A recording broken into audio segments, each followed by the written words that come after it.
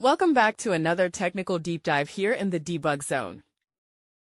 Today, we're tackling a big question and breaking it down with insights from other users.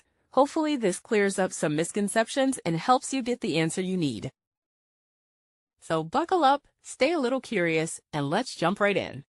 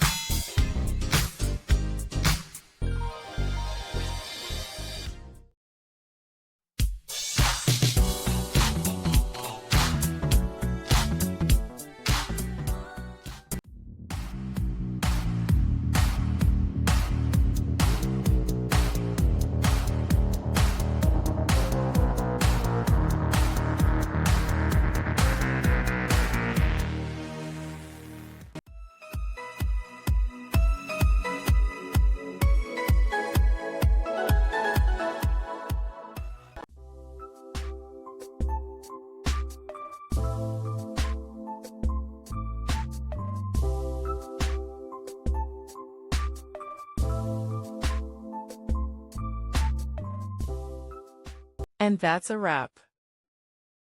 I hope you found the answer you were looking for. If you did, take a second to hit that subscribe button. It really helps out. And let me know in the comments which solution worked best for you. See you next time in the debug zone.